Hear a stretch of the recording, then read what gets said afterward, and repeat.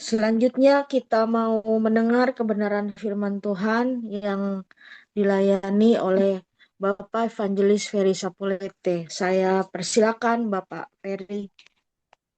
Terima kasih lagi ya, Ibu Bingkang.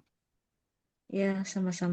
Nah, selamat pagi saudara-saudara, penghadiri ibadah doa pagi, dan sebelum kami dengar akan firman Tuhan, mari kami berdoa.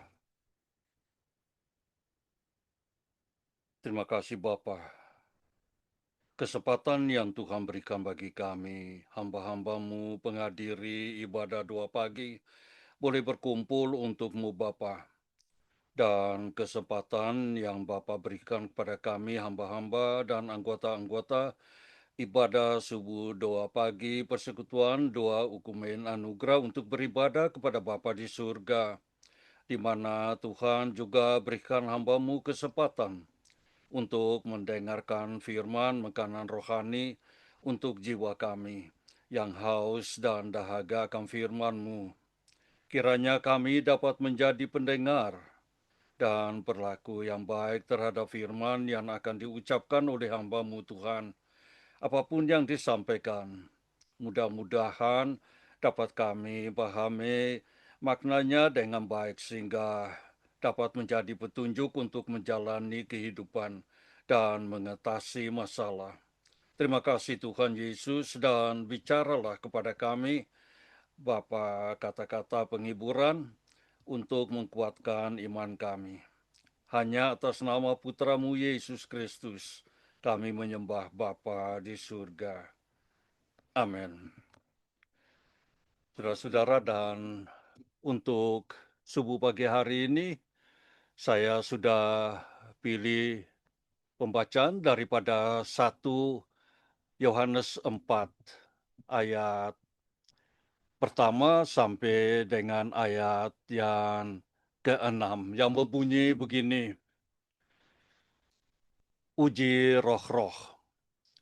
Saudara-saudaraku yang kekasih, janganlah percaya akan setiap roh, tetapi ujilah roh-roh itu, apakah mereka berasal dari Allah. Sebab banyak nabi-nabi palsu yang telah muncul dan pergi ke seluruh dunia. Demikianlah kita mengenal roh Allah. Setiap roh yang mengaku bahwa Yesus Kristus telah datang sebagai manusia berasal dari Allah.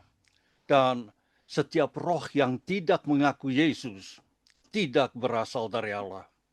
Roh itu adalah roh antikristus, dan tentang dia telah kamu dengar bahwa ia akan datang, dan sekarang ini ia sudah ada di dalam dunia. Kamu berasal dari Allah, anak-anakku, dan kamu telah mengalahkan nabi-nabi palsu itu, sebab roh yang ada di dalam kamu lebih besar daripada roh yang ada di dalam dunia. Mereka berasal dari dunia, sebab itu mereka berbicara tentang hal-hal duniawi dan dunia mendengarkan mereka. Kami berasal dari Allah. Barang siapa mengenal Allah, ia mendengarkan kami. Barang siapa tidak berasal dari Allah, ia tidak mendengarkan kami. Itulah tandanya roh kebenaran dan roh yang menyesatkan.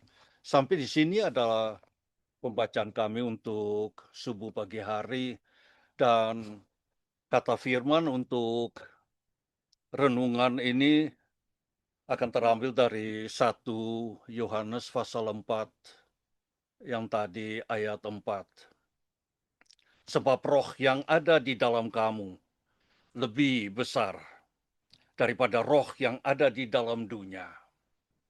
Ini adalah satu perjanjian daripada firman, dan judul untuk pagi hari ini, carilah Tuhan dengan semangat.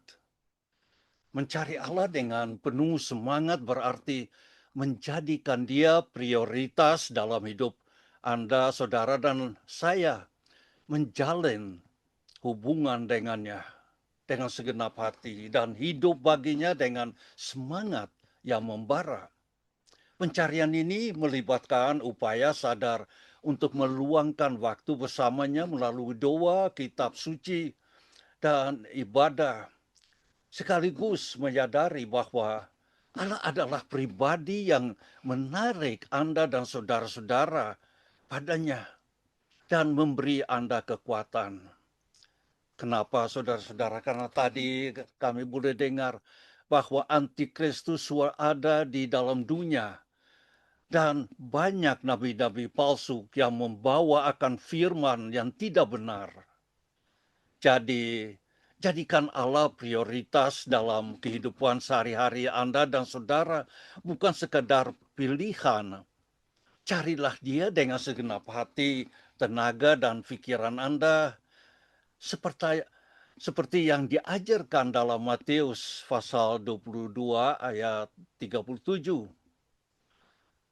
Allah ingin ditemukan oleh mereka yang mencarinya dengan pengabdian yang tak terbagi. Pencarian akan Allah yang penuh semangat adalah kekuatan radikal dan transformatif yang mengubah Anda, saudara, dan saya dari dalam. Cara mencari Allah dengan penuh semangat, pembarui pikiran Anda dengan berfokus pada firman-Nya. Dan luangkan waktu untuk berdoa, memohon kekuatan dan bimbingan. Itulah yang kita butuhkan di masa-masa yang kacau ini, saudara-saudara. Renungkan cinta dan gairah awal Anda kepada Tuhan. Dan cobalah untuk menyalakan kembali api itu. Pilih Tuhan daripada berhala. Buatlah pilihan yang sadar untuk melayani Tuhan, alih-alih mengejar keinginan dunia, seperti ketenaran, kekayaan, hawa nafsu, atau pemulihan diri. Sadarlah bahwa gangguan dapat menjauhkan Anda, saudara-saudara, dari Tuhan, yang dapat menjadi pertempuran rohani yang terus-menerus antara daging dan roh Anda. Gangguan dapat menghambat kehidupan rohani kita, saudara-saudara, dan mengenalinya adalah langkah pertama untuk mengatasinya. Pertempuran rohani ini melibatkan daging dan roh, di mana godaan, kesibukan, atau kekhawatiran dapat mengalihkan fokus kita dari Tuhan. Mengatasi hal ini membutuhkan kewaspadaan, fokus pada kehendak Tuhan, dan secara aktif mempraktekkan disiplin rohani seperti berdoa dan membaca Alkitab agar tetap selaras dengan tujuan Tuhan. Ini adalah pertempuran terus-menerus melawan gangguan yang bertujuan menjauhkan Anda, saudara, dan saya dari kehendak Tuhan. Hal-hal seperti kesibukan, kesombongan, kekhawatiran, rasa malu, atau keinginan akan kekayaan materi dapat mengganggu. Apapun yang mengkompromikan keyakinan kita atau menumpukan kesadaran rohani kita dapat menjadi gangguan. Tetaplah waspada, saudara-saudara, waspada secara mental dan rohani terhadap gangguan di sekitar Anda dan saudara-saudara. Berfokuslah pada Tuhan. Jadikan hubungan Anda dengan Tuhan sebagai prioritas utama yang akan membantu aspek-aspek lain dalam hidup Anda dan saudara menjadi lebih baik. Praktekkan disiplin rohani setiap hari, berdoa, dan membaca Alkitab agar tetap terhubung dan berfokus pada Tuhan. Gunakan perlengkapan senjata rohani yang Tuhan sediakan bagi kita menurut Efesus pasal 6 ayat 13 sampai 17 yang memberikan perlindungan rohani dalam peperangan rohani kita, termasuk ikat pinggang kebenaran, baju sirah kebenaran, perisai iman, dan pedang roh, firman Tuhan. Ketika Anda tahu apa yang Tuhan panggil Anda untuk lakukan, Anda dapat lebih memahami apa yang mengalihkan Anda dari tujuan tersebut. Cara bertarung dalam peperangan rohani. Setiap orang Kristen mengalami peperangan rohani, saudara-saudara. Termasuk saya, termasuk saudara-saudara di Priok juga. Musuh selalu mencari-cari cara untuk menjatuhkan kita. Itulah sebabnya kita harus mengenakan seluruh perlengkapan senjata Allah selama masa-masa ini. Beberapa hal bersifat rohani dan beberapa tidak. Beberapa hal bisa jadi merupakan akibat dari rasa tidak aman atau dosa kita. Kita harus membedakan antara hal-hal ini, saudara-saudara. Cara bertarung dalam peperangan rohani. Beristirahatlah dalam kuasa Allah. Berdirilah di atas firman-Nya. Kita harus berdiri di atas firman untuk mengetahui kebenaran. Jadi, ketika musuh mencoba membuat kita mempercaya suatu kebohongan, kita dapat melawannya dengan kebenaran Alkitab. Itulah sebabnya merenungkan ayat Alkitab itu penting. Kita tidak bisa berdiri di atas sesuatu yang tidak kita ingat atau tidak apa yang kita baca. Mazmur 119 ayat 11, saudara-saudara, mengatakan, Aku menyimpan firman-Mu dalam hatiku, supaya aku jangan berdosa terhadap-Mu.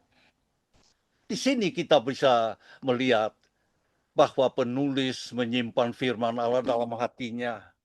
Dengan demikian, ketika ia dicoba atau dalam peperangan, ia dapat menghafal firman dan percaya bahwa ia dapat melawan dengan kuasa Roh Kudus terlepas dari pertentangan yang dihadapinya, saudara-saudara. Begitu juga kita. Kita juga harus mempertimbangkan pentingnya meditasi yang sesama dalam hidup kita. Penting bagi kita untuk memiliki firman Tuhan yang siap sedia saat kita membutuhkannya, saat kita melawan dalam peperangan rohani.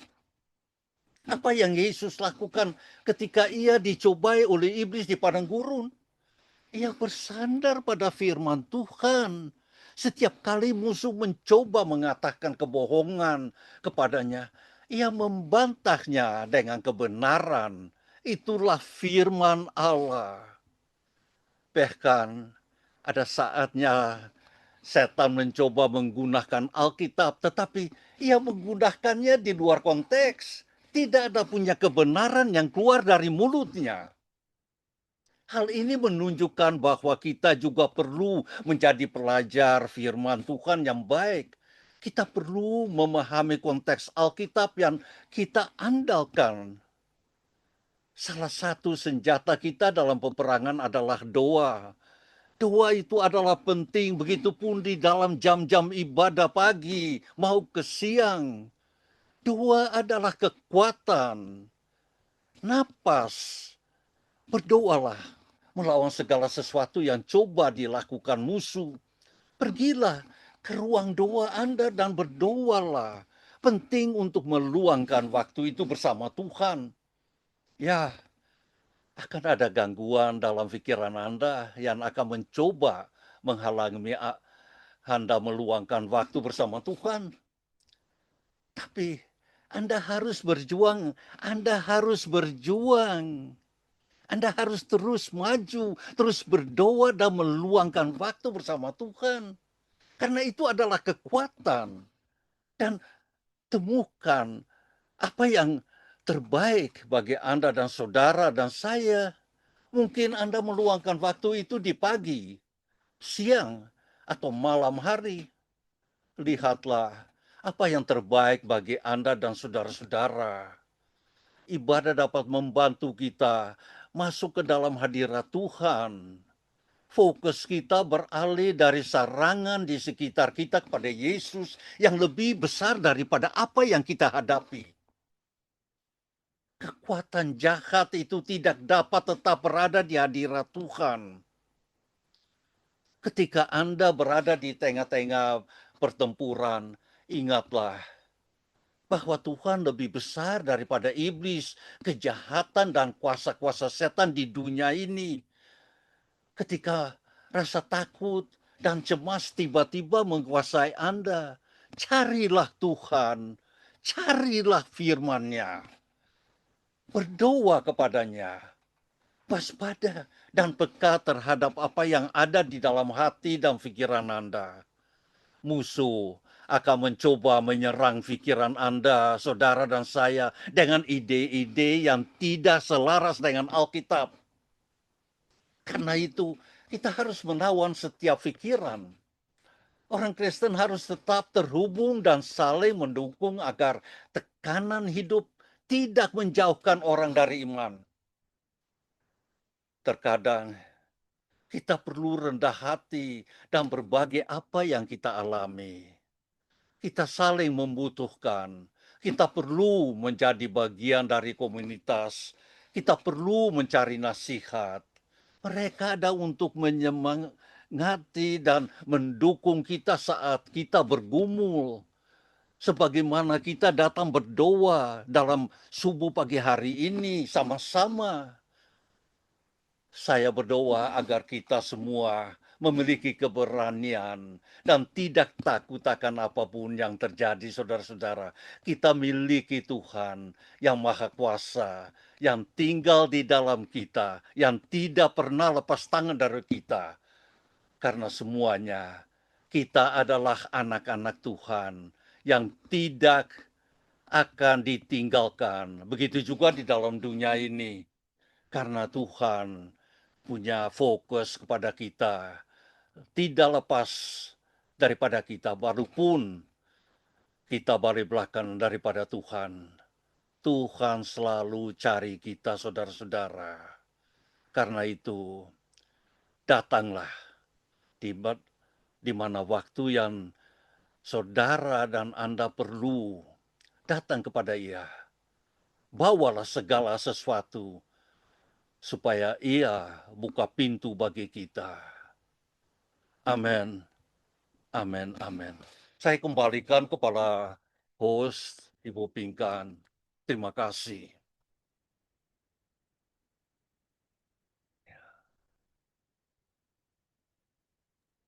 Terima kasih Bapak Evangelis Ferry Sapulete untuk firman yang disampaikan. Tuhan Yesus berkati pelayanan keluarga dan sehat selalu.